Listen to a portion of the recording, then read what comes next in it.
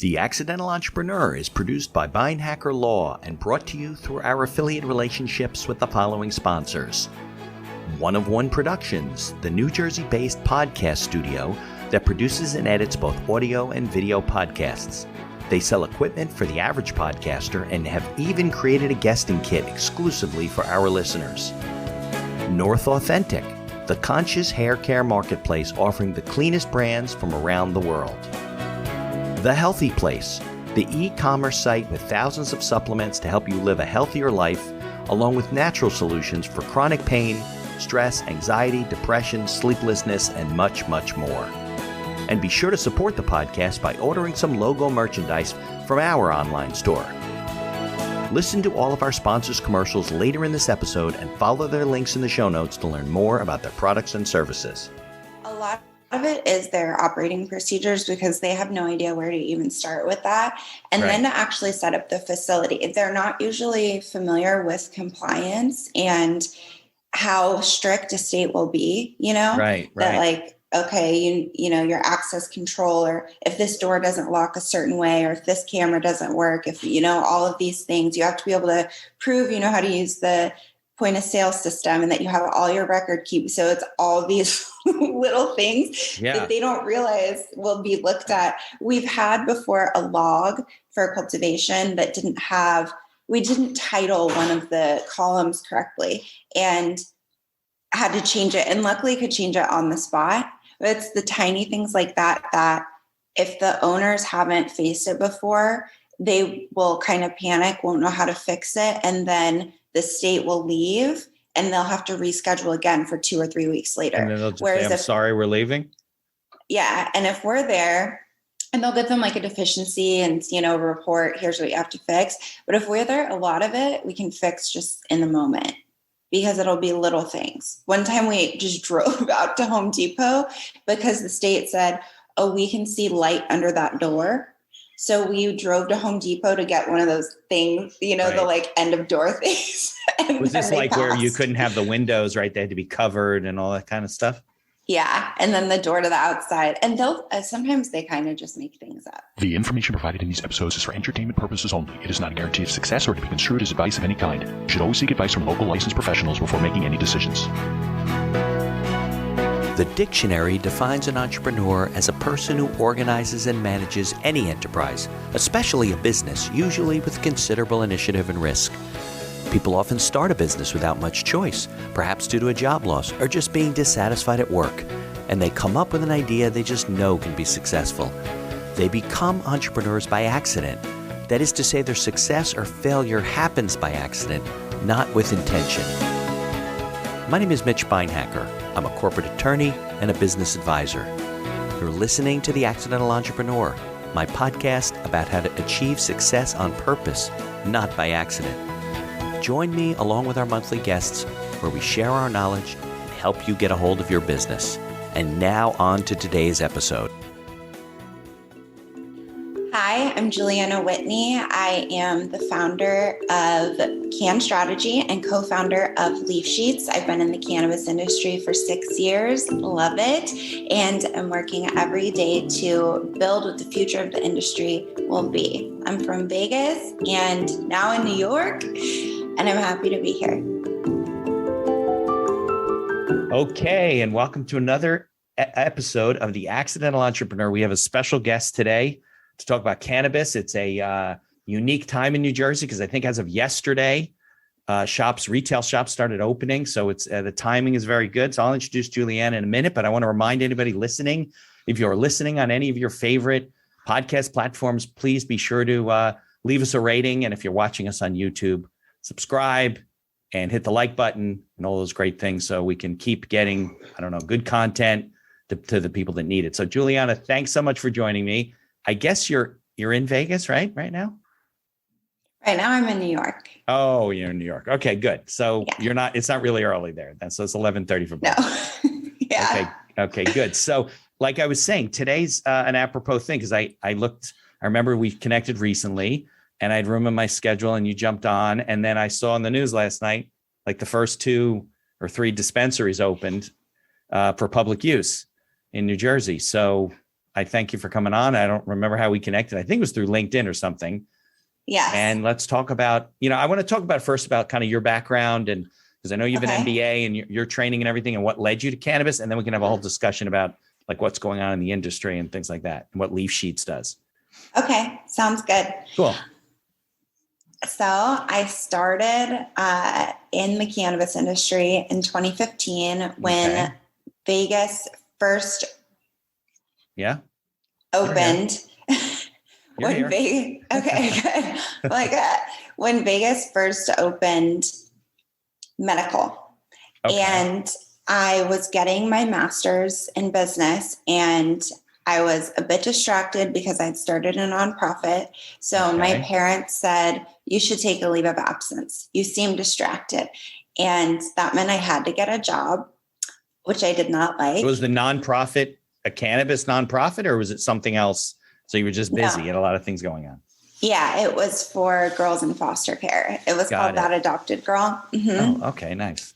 And so I started working at a dispensary because one of my family friends, they were opening the first dispensary in Vegas. Okay. And as I was there, I was meeting all the executives of all the companies because they didn't have sales teams yet.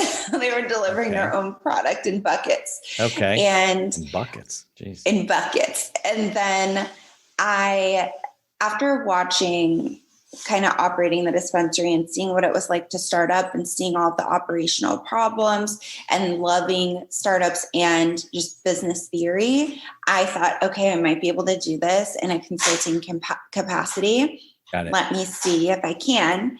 And I went to one of the executives of one of the main cultivation and production facilities. They're actually in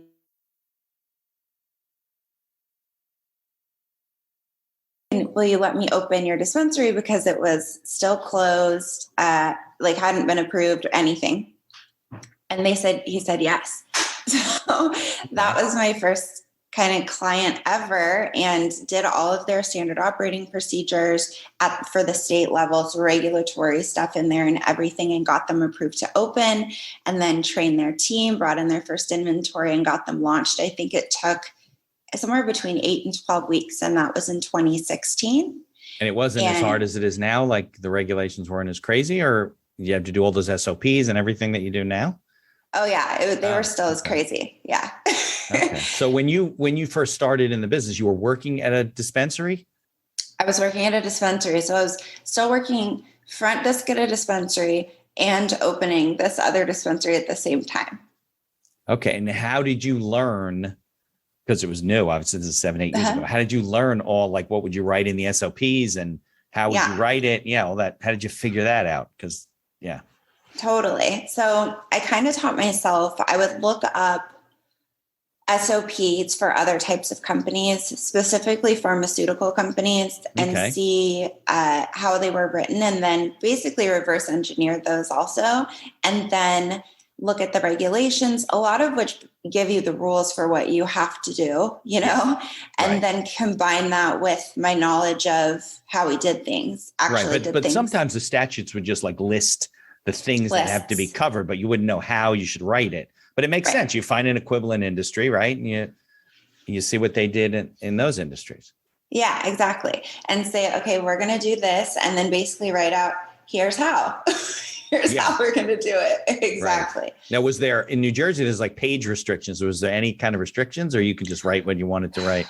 In Nevada, no page restrictions. The applications they got were like thousands of pages. I'm sure. Horrific. Yeah. Horrific. And the first round of applications they got were paper. So you physically had it was like there was trucks of we were barely online then, right? So you had to deliver this stuff in like triplicate, right, with a truck. Exactly. And luckily I didn't have to do the entire. So since it was just their SOPs to get approved by the state, it wasn't their actual application. They'd already gotten their license.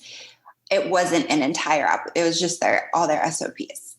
Which is, I think New Jersey does that too. Like you can file for a conditional license and get the license, then you got a certain amount of time to do the SOPs and all that stuff. So you can't operate with the license. You got to still get the SOPs in and get them all approved. Yes. So it's similar. Now in 2016, how many states had recreational use cannabis? It was new, right? Somewhere around 9. Oh, was that many? Something around 9. Yeah. Okay. Colorado, I think, was the first, right? And maybe Colorado, Washington, Oregon. No, California was actually after Nevada. Oh, okay. Yeah, for recreational. And I don't even know where else. I don't remember. Yeah. But I think there are a few others, maybe not. I could be remembering 2017. It was the early days. Exactly. So that was your Cann strategy company, right? You started basically as a consultant. I started as a consultant. It was not called Cann Strategy at that point. When I first started, I had 2 business partners, and it was called the J. Whitney Group. And then in 2019, I separated from that company and started Cann Strategy. Got it. So what did the partners do? I mean, if you're consulting, it's not like you're manufacturing and supervising things. So yeah. So one of them was a litigator. He would look over all of our contracts. We needed that. So like your general counsel type of thing. Exactly. And it was our, first go at consulting. So I didn't know how to write a contract or what terms to put in there, Right. So he would help us with that. And if any of our clients ever needed kind of legal help, he would help us find that representation. And then the other one was my primary business partner, and he did a lot of the technical stuff. He did a lot of our accounting and HR stuff, helped to onboard our team. We had a team of 4 or 5 at that point, and then would help out with consulting, especially the actual physical part. So we would do reviews of cultivation facilities and check that every plant was in place and lined up with metric, and do a whole facility inspection, that kind of thing. And he would do a lot of those. Got it. And then why do you guys separate? We basically hated each other. Oh, that's nice. By the end. That makes for good partnership. We wouldn't even be in the same room. So, yeah.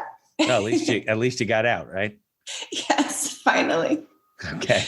All right. So then you start Cann Strategies, and it was basically to do the same thing, just your own company, even though your name was on the door of the other company. Mm-hmm. Yeah. Okay. So how did you start finding, how'd you start growing? I mean, that's a business, right? So how did you start growing that business and finding other clients and things like that? It was pretty difficult at first. Okay. We, especially because we had just both left a dispensary and were in our 20s, and going to people that started these high risk businesses, be like, Can we help you? Yeah.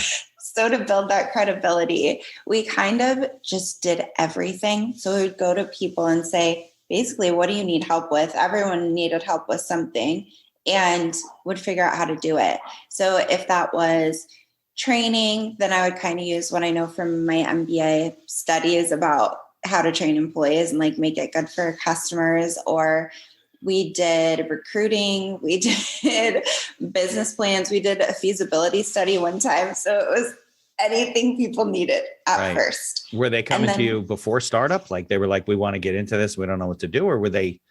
A lot of them. A lot of them were before startup. And then we did trainings for dispensaries specifically. And then for cultivations, there were more cultivation facilities in Nevada than there are dispensaries. Okay. And a lot of them had no idea how to get open, how to do the state approvals and everything. So we would help them do that and set up their facility. So we would basically take the SOPs and apply it to the facility to make sure it was all set up the way their operating procedures said it would be.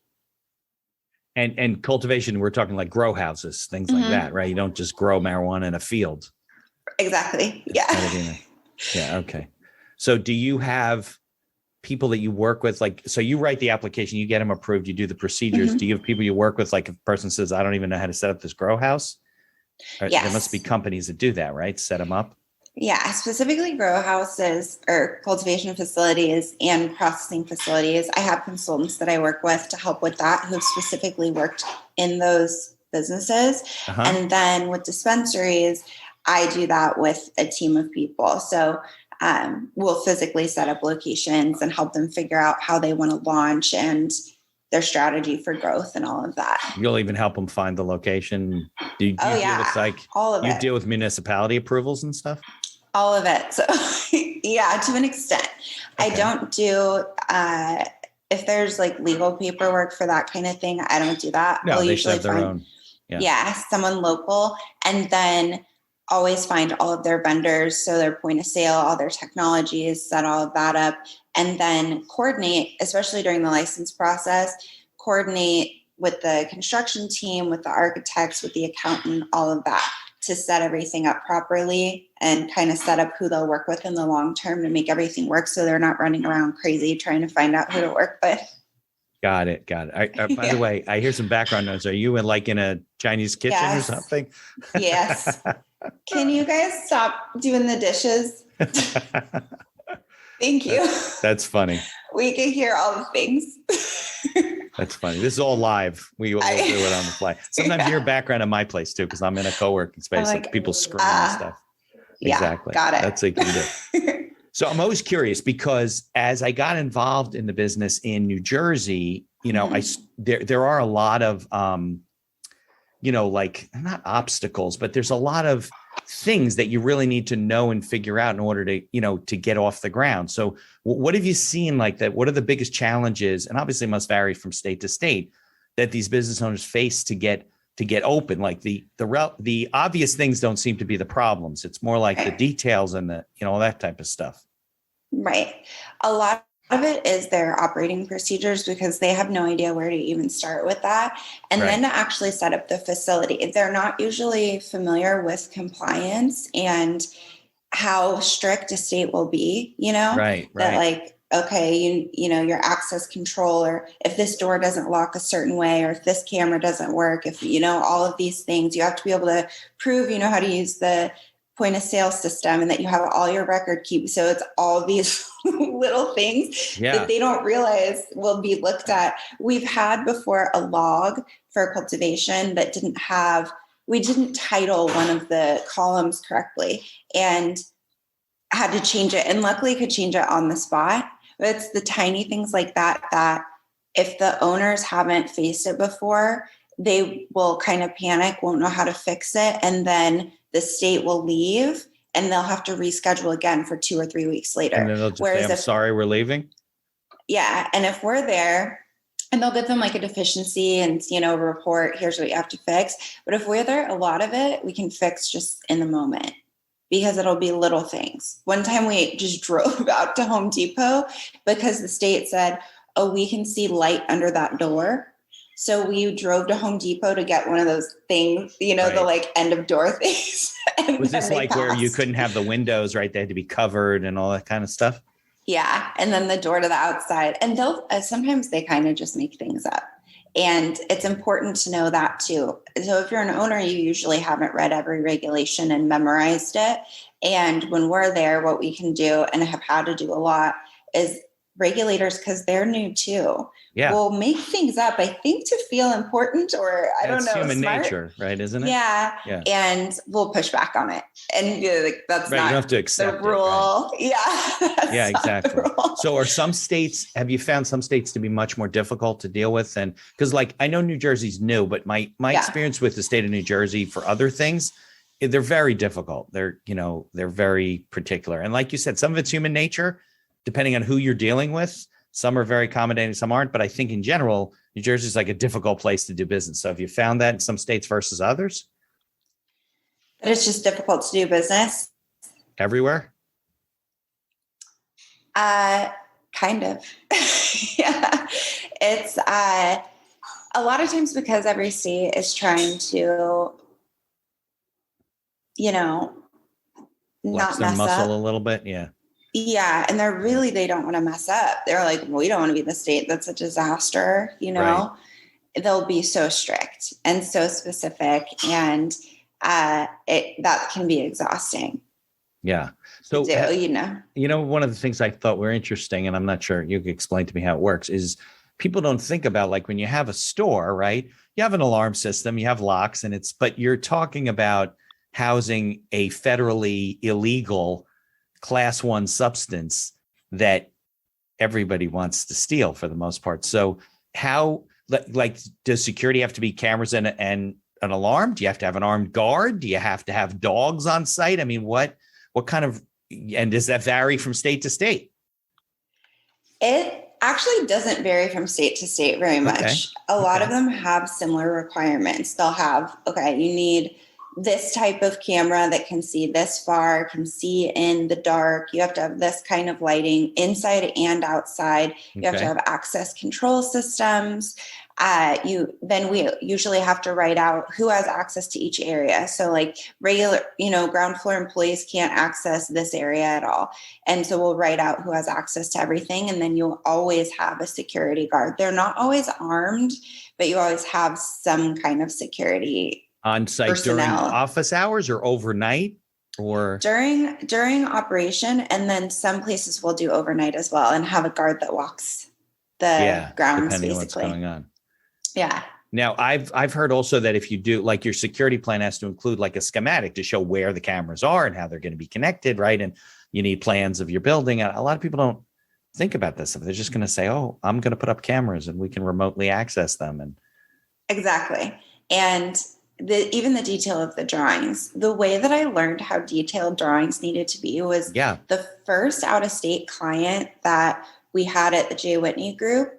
Actually, our first client outside of Nevada was like outside of that very first dispensary setup was out of state, and it was in Ohio. Okay. And we did their whole cultivation plan and everything. And then after the awards were given, there were only 12 cultivation licenses given out. I downloaded all the applications of the winners and saw how detailed their floor plans were and their security plans. And so that gave me a whole new understanding of how intense they had to be.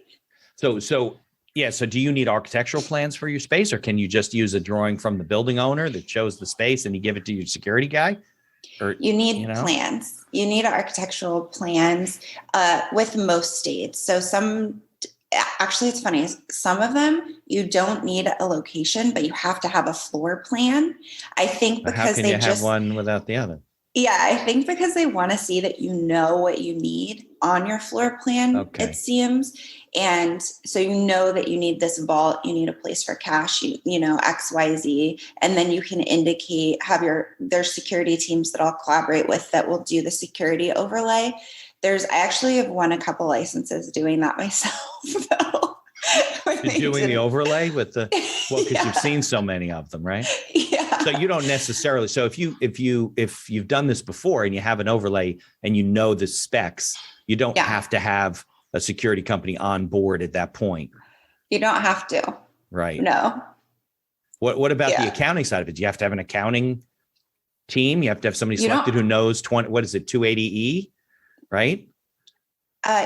No. So I've won licenses that we didn't have an accounting person.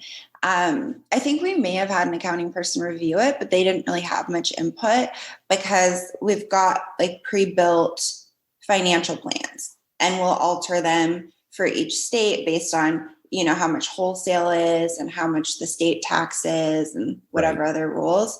And then so this is where it gets tricky.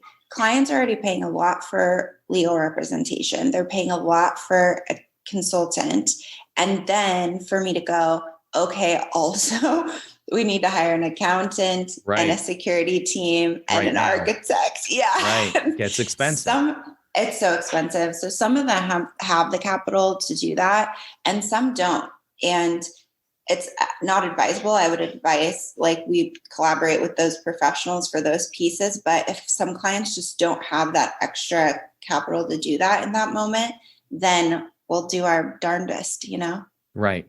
Now, and that's where we're going to get into Leafsheets, like where the concept came from. But if you have, I just lost my train of thought. You were saying about, I was just going to ask you a question you had said you want a license here, you want a license there. Right now, your consulting is really limited to those states where you bid on licenses, right? You compete for licenses, and there's a limited number of them. Because right now, I don't think New Jersey's really like that. At least they haven't said that yet. As long as you can find a municipality, they'll give you a space and you have a lease, you can apply for a license. That kind of weeds it out at the local level instead of at the state level. But right now, that's all you're doing, right? You're consulting on competitive licenses. For the licensing. So we do a lot of operational consulting. With the licensing, it's mainly in states with a limited number of licenses. We'll do those. And then starting to do so New York, for instance, doesn't have a set number, but we're still doing the licensing because people seem to want help just writing out their SOPs and just planning, figuring out who they're working with and all of that stuff and navigating everything. So it's not as high stakes because it's not limited and we're not competing. But it's not as much pressure and you're not worried about losing. Exactly. Just getting it right. You just have to get it right. Exactly. Yeah. Just have to get it right. You have more chances. So, but we are still helping people. But we do not work in states for licensing like Oklahoma. That it's just, you just put some paperwork together and you don't even need your operating procedures. No? It's really easy. Yeah. Okay. So anybody listening, want to open up, move to Oklahoma? It's way too easy. The hardest thing about it is that you have to have 75% residential ownership. So Oklahoma residents. Got it. Well, I think that's New Jersey's like that too. I think at least 50% has to be in state, somebody who lives here, which makes sense. I mean, the states don't want to be giving that to people who don't live in the state, right? Yeah, I think it makes sense. Yeah, exactly. Okay, so let's get into Leafsheets because you're going to explain the whole metamorphosis and why you did that and what drove you to do it. But before we get into that, what's the pricing structure on the consulting side? If somebody says, "Oh my God, I don't want Leafsheets. I need like Juliana to do this." Yeah. So I don't know what the hell I'm doing. What's the pricing structure? Is it hourly, flat fee kind of money that they're looking at? The flat fee. So, okay. Yeah, we do flat fee. Usually for competitive states, it's $100,000. And then we have a success fee for each license that's awarded also. And that success fee is paid over a year or 2 years, depending on how many they win. So it's not too much of a hit up front. And then in non-competitive states, it kind of depends on the state. So like how much is required, that state needs you to have together, and we'll price out projects based on that, and also a flat fee. Because I always try to think, okay, if I were this person, how would I feel? And I would prefer to be able to know how much I'll be spending, to know what your startup budget is. Sure. Absolutely. Yeah. I've seen everywhere from $75,000 to $250,000 is ridiculous. Yeah. People are charging. But I guess if you have the money, if you have the capital, right, and you're really hands off, or you're really like, listen, I want to focus on growing the business and running the business. I don't know regulatory and compliance, and I would tell people who are listening, don't become a regulatory compliance expert. You won't be able to. Yeah, and you won't like it. You do it right. Okay, so but because of the kind of the high barrier to entry, not just your fees, right? But the licensing is usually $20,000 or $30,000, right? You got architectural, you got all this stuff. You came up with the concept of Leafsheets. So let's talk about, what was that? Some noise going on. It was a sink. Let's talk about like what Leafsheets is, where it came from, why you're doing it. Because it's really focused on the small business owner. So that's what's really cool about it. It is. So it basically was birthed out of seeing a lot of smaller business, like entrepreneurs that wanted to get into the industry. And then let's say they have $50,000 or $100,000 for the licensing piece of it. And then have investors that are saying, this happens all the time. If you get a license, here's how much money we'll give you. A lot of investors won't do pre-license, right? Exactly. Yeah. And I always thought, well, these people, what I appreciate about them is they're usually dreamers, like they're big thinkers. They're excited. I think they would really put in the work, but they can't afford just the licensing piece. And by the way, $50,000 to $100,000 is sometimes all you have to start the entire business. Right. In other industries, right? But it's a heavily regulated. Yeah. Okay.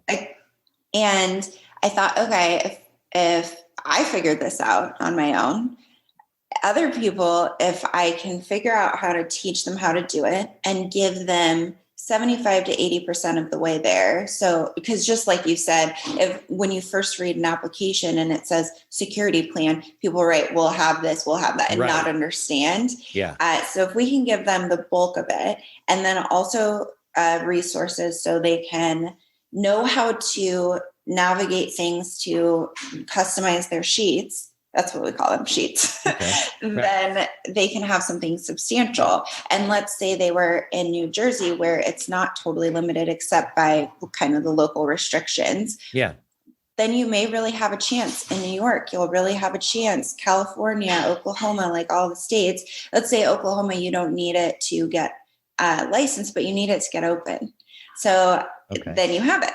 And that was the model of it, and we'll have other pieces we build out, but this is step one: get people in the industry. Right.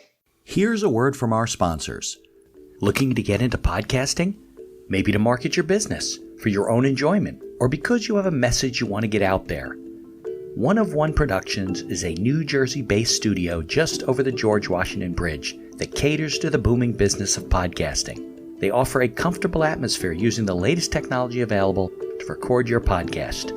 And they are a full-service media company offering both audio and video production services, creating both audio and video podcasts as well as video shorts for business and personal use. Professional audio equipment packages are available through their website for all budgets, and be sure to check out their podcast guesting kit, created specially for our listeners. Care for your health, care for the planet, and look flippin' great doing it. North Authentic is a conscious hair care marketplace offering the cleanest brands from around the world. Their pro stylists curate only the most fabulous non-toxic hair products with better-for-you shampoos, serums, masks, and more that actually give you gorgeous hair without hurting your health or the planet. Hey, you've only got one life, one planet, and one glorious mane. Might as well treat them all as best you can, right? Try a 100% clean hair care routine prescribed just for you using their link in the show notes. If you don't see a big, beautiful difference in how your hair looks and feels, you can tell them they're crazy. Do you battle chronic pain, stress, anxiety, or depression? Well, if you take any supplements or you're interested in natural alternatives, you need to know about findyourhealthyplace.com. Find Your Healthy Place has thousands of supplements to help you live a better quality of life, as well as natural solutions for chronic pain, stress, anxiety, depression, sleeplessness, and much, much more. Need guidance? Use their live chat feature and talk to a wellness consultant right on their website. And be sure to use our coupon code TAEPodcast for all your purchases to get the best prices at findyourhealthyplace.com. Follow their links in the show notes to learn more about all of our sponsors. And now back to our show. Yeah. Exactly. Yeah. So what does that cut their costs down by? 75%? I mean, at least. Yeah. Like you said, some consultants are 250,000, which I've seen too. I'm like, that's ridiculous. Real. That is, yeah. And I think with Leafsheets, if you bought every single sheet we have available for a single business line, you're in like 10 to 12,000. Oh, wow. So because mostly you're talking these micro businesses, right? Dispensaries. You're not talking about large grow operations or manufacturing. They're going to be heavily funded. They need the funding. So they can't just go on. They can't start a business that way for 10 grand. Exactly. Yeah. And they essentially, what was I going to say? I totally forgot. We're talking about the cost of getting started with these little businesses versus the bigger ones, right? Yeah. Anyway, so I already lost my train of thought once. So I know I'm like, well, we were talking about the difference between, a larger operation wouldn't necessarily use this service. They're going to hire you to do the whole soup to nuts, right? It's as opposed to the smaller ones that are saying, oh, I can't do this. This is too much, Yes. What I was going to say, one thing that if Nick is my co-founder and he will attest to this. I was so annoying about for 2 years, we built Leafsheets on our own because we thought we'll build it, prove it, and then raise capital for it. Okay. And for the entire 2 years, I was dead set on us needing payment plans. I said, a lot of these people, because it's so much capital up front, I've had startups, even 15 grand can be a lot up front. Sometimes they do legal fees that way. They have no choice. Yeah. Yeah. And so I said, okay, but we're a product. So how do we do payment plans? So we got Klarna, we got Afterpay. What's Afterpay? Is that Afterpay, like financing it sort of? Basically. So you'll see it on Amazon and stuff. It'll say pay with Affirm or pay with Klarna. Got it. So they're putting out the money and then they worry about it. Uh-huh. Yeah, because you're right. If you're selling a product now, once you give them the product, they have no incentive to keep paying. Exactly. And you're not going to go and collect from them in Oklahoma. Yeah. And if we have with hundreds of, say we had 100 people or we had thousands of buyers, well, we can't chase down thousands of people to pay us. Right. So we'd have to have a whole 100-person finance department to figure that out. Now, what prevents, now I'm sure it's limited licenses and stuff, but what really prevents somebody if I downloaded the Leafsheets and paid for them in my state, some of them are state specific, some are, and then my buddy was in South Jersey, he wanted to open up, can he just use my Leafsheets and you don't know about it? People can cheat you? I mean, probably our biggest concern, one, we always hope like, okay, let's say you're in the same state that you don't want to give your competitors everything that you just paid for. That's true. And then our biggest concern really would simply be anyone reselling them. So we invested in this attorney that just does very intense terms of use. Yeah, he's an IP attorney. Yeah. No, that's smart. That's smart. And we were big on that. I said, we have to have that. We can't even put anything up before we have that. Right. And that at the very least will give us some grounds to say, you've got to stop doing this, got to stop. Yeah. Type of stuff, exactly. Yeah. No, IP is important, right? It's all your intellectual property that you're creating and spending a lot of time doing it. Exactly. So you mentioned before about funding. So Leafsheets is not just like a library of stuff. It's an actual business with partners and funding, and you're out there promoting it. And I guess it's all internet marketing, right? So yes, we built it to where it is right now to be the standard operating procedures that you can buy as products, and you can buy them individually. So you don't just have to buy all of them. Okay. And then every single one of them has a DIY guide that guides you through it. Then we have our facts page, which essentially gives business advice and also answers very simple questions about each state and how each state works. So if you just want to know what the tax rate is or what the possession amount is, that kind of thing, we answer that for a bunch of states. And as just kind of an informational resource, our next steps, though, will be to have all of the sheets state specific. So we need funding for that. And then after that, we'll be building pieces that operators can use. And we need funding for that because we'll need more tech people to code it all out. Well, I mean, the industry will grow as you grow. So more states will come online. How many states are left that are not online with cannabis? Not many. I think it's like 12. 11 or 12 that are not on board at all. Yeah. And then there's like 18 that are recreational right now. Got it. And there's others that are pending legislation and things like that. Yeah. Right? Arguing about exactly. Mm-hmm. Yeah. Arguing about it. What, I want your opinion on this because I'm always curious as to what would happen. So we know there was a bill recently that was brought to the House and they signed it just because they sign everything just to spite the Republicans. And it never even, I don't think it even got out of reconciliation, right? So that happens all the time. But if at some point they declassify cannabis on the federal level, what does that do to the industry? Does it just go nuts and there's large play? I mean, I just can't imagine, right? Because right now it's hard to operate in multiple states. You can own multi-states, I guess, right? But you can't transport. You can't be a grower in Western Pennsylvania and transport your product to New Jersey. So what do you think that does to the industry? This is such an interesting question because it feels like there's a few ways it could go. Yeah. It will definitely be impacted by how the states react. If the states then also open things up more, or if they stay like, nope. Right. I mean, look, the wine business did that in New Jersey. You couldn't ship wine from other states. So they could do that, right? Yeah, a lot of states could do that. They would say, no way. Yeah. Right. We don't know who these people are growing in the backwoods of, sending things true. in, like, Yeah. who are you? So a lot of them could do that. Any states, I guess, that allow kind of interstate commerce, that'll really open things up. We have one client who specifically put their facility right near one of the largest interstates, like up north, so they can easily transport. And I think there's a few that have done that. In anticipation of someday it opening up. Exactly. Yeah. And I think that a lot of the smaller growers will not be okay. They're not going to be okay. I believe that. Well, they might get stopped. They might get rolled up though.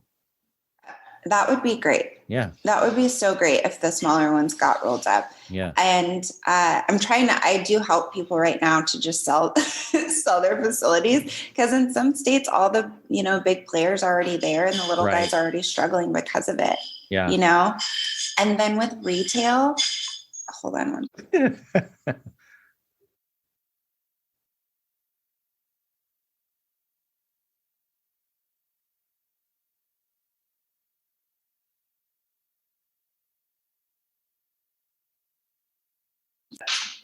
She's like, I forgot. You'd read your lips when you're talking. Yeah.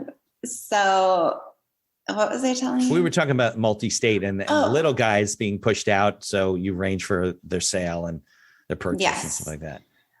Yes. We've been doing a lot of that. I think that there can still be those craft producers. Yeah. Just like the alcohol industry changed, right? Yeah. Exactly. I bet a lot of them will partner with larger facilities and use their product to produce the brand. Yeah. It's kind of an easier way to go than operating an entire cultivation facility. Yeah. And then I think retailers, I believe that even if you're smaller, you can do well if you have a good location, just like local liquor stores. If you have a great location, people are showing up, even if you just have one. They're going to buy this stuff. Exactly. It's just a matter of being in a good spot, which a lot of people will choose random spots because they fit the requirements, but they're not places people would ever go to shop. So, right. Yeah. If you have one of those spots, maybe not, maybe. Right. But if you're in Grand Central Station or in Penn Station, right, being the marijuana grower. Yes, exactly. Yeah. So now do a lot of states limit the number of licenses? Because I think in New Jersey right now, you can only own, I think, there's one. You can only own one, and you've got to hold it for 2 years, right, before you sell it, something like that. A lot of states have those kind of restrictions. Yes. A lot of states that came after, I would say like 2017, started to say you can't sell for X amount of years. Right. Because they don't want people just buying licenses and then flipping them. Right. Mm-hmm. Which is a lot of guys running around wanting to do exactly that. I'm sure. Well, they do that in the liquor business, Yeah, exactly. Yeah, right. So there's those limits on it. And then some states, so lawsuits largely are around the limited licenses and that merit-based system, which I think is why we're seeing New Jersey and New York not do that. Oh, you mean they're suing the state and saying it's not constitutional for you to do that? All the things where they'll say, what was this merit? Who graded this? What makes mine different from this one? It's so subjective. They'll get sued and tied up for years. Illinois has been tied up for years, 2 years, almost 3 years, I think. And they haven't issued anything? No. It's just sitting there. Yeah, exactly. And what about multi-state operators? So I know there are in some multi-state operators, right? But they're not obviously like growing in Nevada and then shipping it to their facility in Michigan. You can't do that. So they're almost like little micro businesses that are owned by the same umbrella company. Yeah. Does that vary by the state too, whether you can do that or not? No. So if you can kind of just start up and they have to do every state independently, which is, how financially heavy is that? Be a big but you also still have the residency requirement, right? So you may have to have an owner. You may be able to be a partner with somebody, but they may have to own a significant portion of the business. Yes. And they'll do all kinds of things. And in Illinois, the last licensing, you had to have a social equity person, have at least 51% of the business, and large multi-state operators got some of those licenses. And there's absolutely no way they gave any social equity applicant 51% of the business. Right. So they'll figure out ways to, I guess, get around it and to write the contracts just to get into certain states with those kinds of rules. Well, that's where these lawsuits come from, right? Because somebody who's representing the social equity person says, wait a second, there's no way. Exactly. Yeah, there's no way. Yeah. So, Politics and bribes, you know. Exactly. Well, yeah. There's a lawsuit. Did you see the lawsuit? That is basically saying that because I don't know if you know this, but a strange amount of the largest multi-state operators are from Chicago. A lot of them. Yeah. And so there's a lawsuit saying that they collude and that they've colluded and that it's corrupt and they've done so, especially in Illinois. And I'm like, whoa. We'll see what happens. Yeah. Chicago's got a history of corruption and graft. Yes. Yeah. So it's like the Wrigley family, Kobler family, and one other one. Yeah. Oh, really? There's some big families that are. Mm-hmm. Yeah. Yeah. So that stuff is interesting. I think that'll keep happening. It's like DraftKings, you know, there's a lot of like big sports team owners that are involved in those things because they're making lots of money. Yeah. The rich get richer, right? That's the way a lot of these legislations is at least designed, is to help the smaller business owner, to help the formerly incarcerated person, veterans, women-owned businesses, and things like that. Whether it actually gets enforced that way, we'll see. It's obviously a big part of the one in New Jersey. It is. And everyone's trying to do that. Every state, well, not every state. Because it's Nevada PC, right? Because it's politically correct. Doesn't mean that behind the scenes, they're not shaking each other's hand, you know? Exactly. They're like, well, at least it looks good, you know? Right. Exactly. And no state has pulled it off well, gotten it to a place where there's no lawsuit or where it actually empowers any disadvantaged group. A lot of times the programs will strangely make things more difficult for those people or kind of set them up for failure. Right. New York's making some good moves to help them out with the real, finding the real estate and having a fund for them and that kind of thing. Yeah, well, I could see upstate New York. You're talking very rural, but in Manhattan gets to be just for a place is going to cost you a lot of money. So much. So expensive. It's ridiculous. But look, I mean, that's the world of real estate and big business. And, look, you write the legislation, you do what you do, you try and fight the good fight. Big business is going to force their way in. There's profits to be made. And that's the reality of it. And it's hard. It's difficult for a small business owner. That's why I like what you're doing, because, you're giving like these small business owners a fighting chance to get started. Look, if they get going, they got their cash flow, they want to bring you on board as a consultant, compliance people, whatever, they'll have the money to do it. But getting started is always the barrier to entry. Yeah, exactly. As soon as you get a license in a state, especially if it's a hot market, then there's so many investors that are ready to invest, but they'll stand off until you actually have a license. Yeah, I actually spoke to a friend of mine who does work in the equity space. Cannabis raising money. He said none of his people will talk to you unless you have a license. Yeah. They'll talk to you about your concept and they'll be like, okay, great. Call me when you have your license. But some of these owners need pre-funding. Yeah. It's hard, but I've been working on some of them. Yeah. It's hard too, because everyone's pitch is similar. So what can your pitch be? We're going to sell a lot of cannabis. I mean, we're going to sell it. We're going to have a really cool store. We'll train our team, like all the same things. And it's difficult to tell who will do that and do it well and who won't when you all know the same things to say. Right. I think that's why it's important if you're getting started, like let's say New Jersey, right? That you have a partner. Maybe you're the in-state person and you're the residential person. You meet that requirement, but you might not have a lot of experience in the business. You need to put a team together and make partners of people that have been successful in other jurisdictions, maybe even sold their companies, right? Because that's the only thing. It's not a guarantee, but at least you could say, well, this person has done it before. Exactly. That's all they're investing in. The rest of it is they're not concerned that people are going to use cannabis. Yeah. I think that's kind of like left the station, right? The demand is clearly there on all levels. It's really it's almost like a given. Once you're licensed, you really have to fall on your face to not make some money if you're operating, right? Oh, exactly. Yes. And you're right. The investors, a lot of times their primary question is, well, how are you going to make it work? Who knows what they're doing? Right. And that's why some companies will hire consultants like us to help them. And some will just find at least someone who's been a GM of the kind of business they're opening or something like that.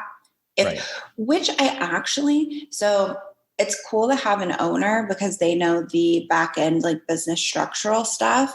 Having someone who's been a GM is really great because they know the how to manage nitty gritty operational stuff that owners don't. I mean, they like to think they know a lot of times, but if you're not there every day, you really don't know. Right. You know? And even if, the demand's there, but you can end up with regulatory shutdowns, right? Compliance issues. You're not following this, you're not following that. You get a complaint from the town, you get a complaint from neighbors. They come in and investigate you or visit you, and then you got trouble, right? Yes. Yep. They'll shut you down. Yeah. You got to have really good people in there. And you're losing money by the minute. Mm-hmm. Yeah. And then what do you do? I was thinking about that. There was, I read one of the SOPs on like recall, like if there's a problem with, like, say, a batch of whatever, right? Mm-hmm. And then I was talking to somebody. I said, "Well, what do you do with it? You can't just like, keep it and just throw it out. You can't do that. You can't just throw it in a dumpster, right? So what do? You burn it, and then you got other issues. So, yes, there's companies that do that, right? There's companies that dispose properly. Yes, there's the biggest two plans that most companies will fail on if they fail their licensing is inventory control and recall and withdraw. Their waste management.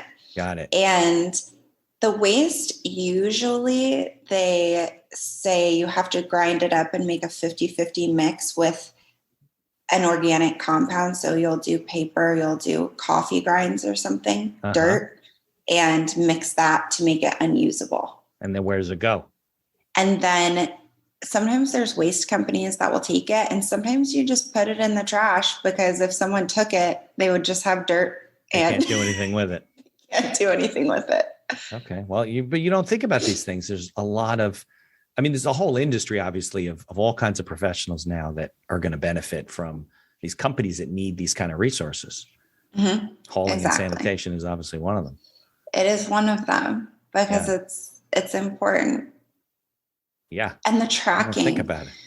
Yeah. One of the primary They're using these systems, right? Where the grower has to label them and then it goes in a barcode and right. Could you explain that a little bit? Exactly. Yeah. Yes. So the tracking is one thing that a lot of operators mess up on. Yeah, I would argue even really large operators. It's just a matter if anyone comes in and inspects and sees it happening. Yeah. Mm-hmm. And because you have to track every time a product moves, every time, even if you're turning it to waste. And then even once it's actually, removed from the facility as waste. So you say tracking, you mean even in your facility? Like it's here, the raw product. Now it's over here. You got to know at any time where it is.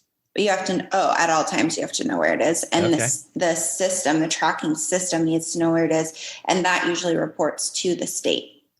So they want to see it literally from the time usually they have a height. So they'll say once it's 12 inches grown, and then everything it does, every move it makes from that point. So what, the plant gets tagged with like a barcode? Mm-hmm.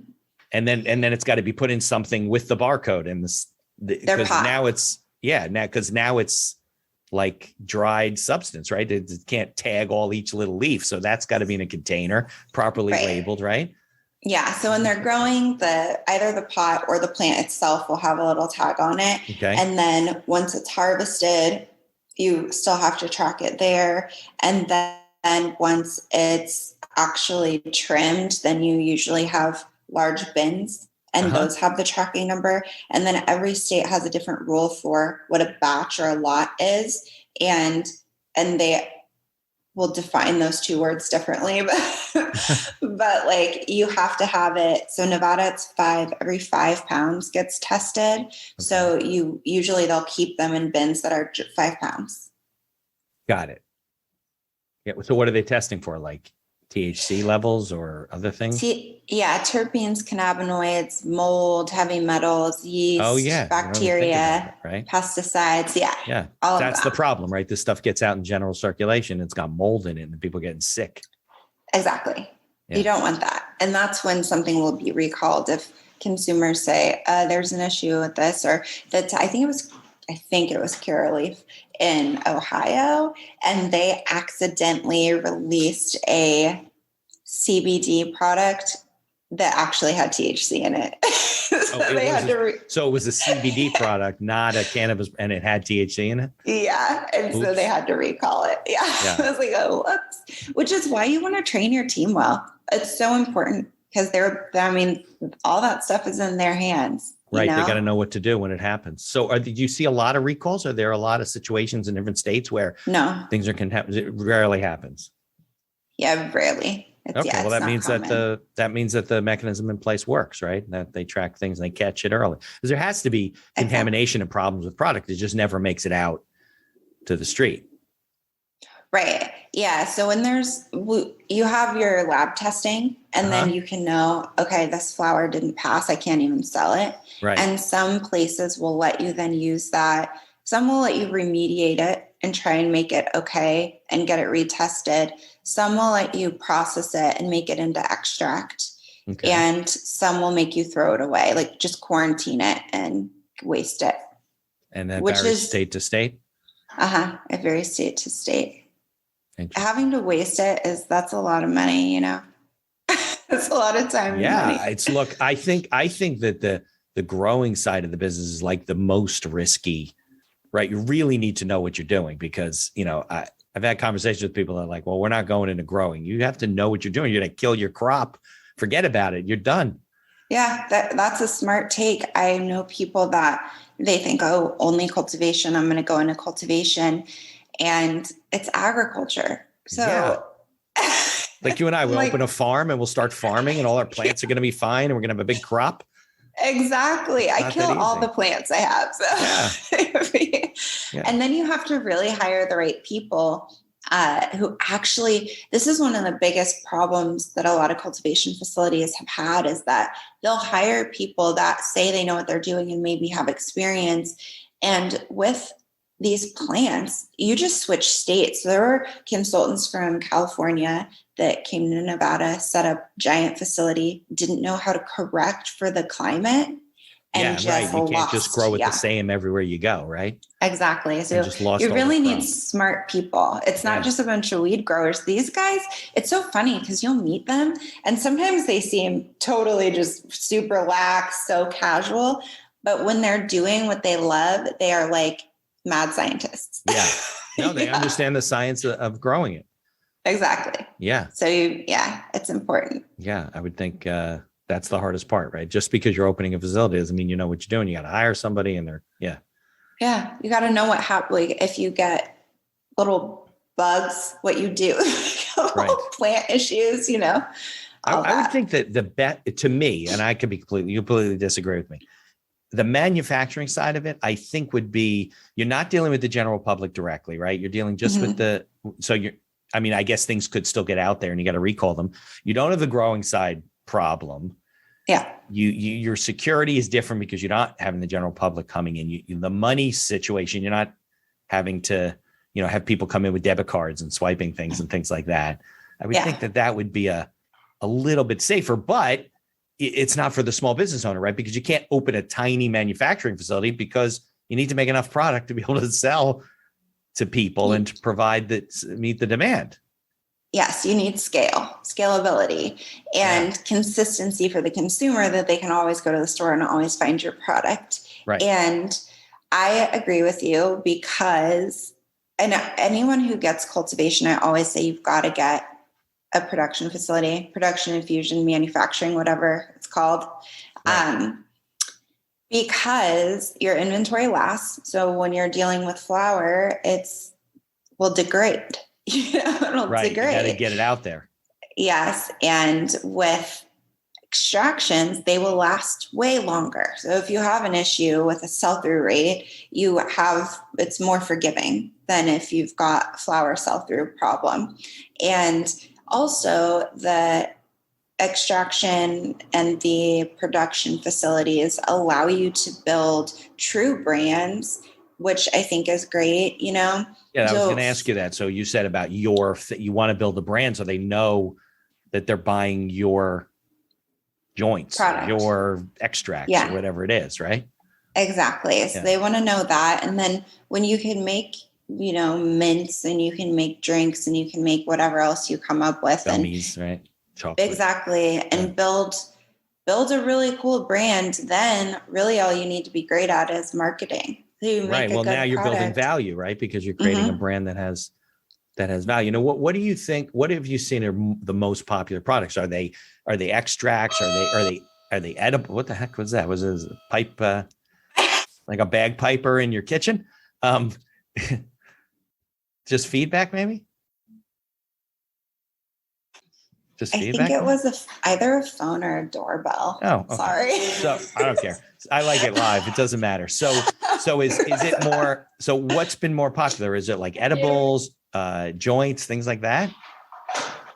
Yes. I saw data, and you can see it in the stores, but I saw data from Headset, and it showed that flower is still majorly the leader. So just flower, people pre-rolls. And edibles are gaining. They're gaining market share. And then drinks are and like capsules. There's teeny capsules tiny. You can, like drinks, so like what? Like cannabis tea or what? Yeah, or Cann. The drink Cann? What does it taste like? It's delish. It's got, they have all these different flavors. I would say they're one of the best companies across the nation at marketing. They have a really good brand personality. They have really good brand representation. They've worked with a ton of celebrities and stuff, and people love their product. I think I'm definitely in their target market, and everyone I know that are my friends, they love it. It's like, so they have to open facilities, manufacturing facilities in specific states, right? So if they want to sell specific states, they want to sell in Nevada, they got to open a plant there. If they want to sell in New Jersey, they got to do the same thing. They either have to do that or partner with someone with a license and manufacture out of their facility. Right. They can't do it and then ship it there. That's the problem. Right. You can't cross state lines. Then you're violating the federal law. Exactly. But they can get away with not actually having to own the facility. They can just partner. I see. Right. They can hire somebody to do it. Yeah, exactly. Interesting. All right. Well, I've taken up a lot of your time. I think you have to go finish the dishes in your kitchen. I know. And answer the door. I appreciate it because clearly you know the business and you know the industry and what's going on. And if people want to find you, I'll put the link to Leafsheets in the show notes, especially for the small business owners who are looking to get started and don't really know where to go and what to do. Yeah. And any of the, well-funded ones, you come on over to Cann Strategy. Yeah. Well, what's the best way for them to interact with you? Is it LinkedIn? Is it Instagram? Is it your website? With me personally, LinkedIn. Yeah. Okay. I love LinkedIn. All right, good. So anybody listening out there, they want to talk to Juliana and see what she's doing and find out more about the business as it grows in your state, go to all her websites or LinkedIn. And I thank you for spending an hour with me. Thank you. This was great. You had great questions. If you like the podcast, please tell others about us. You can find us on Apple Podcasts, on Google Podcasts, on Amazon Music, and many of the other podcast directories. If you like what you hear, please leave us a 5-star review and feel free to share our episodes on social media. If you have any questions or comments, ideas for the show, or you'd even like to appear as a guest, reach out to us by email at info@beinhackerlaw.com. The Accidental Entrepreneur is hosted and produced by me, Mitch Beinhacker. If you'd like more information about my legal services, you can find me on social media or visit my website at beinhackerlaw.com. Thanks for listening, and be sure to subscribe to our feed to be notified of all future episodes.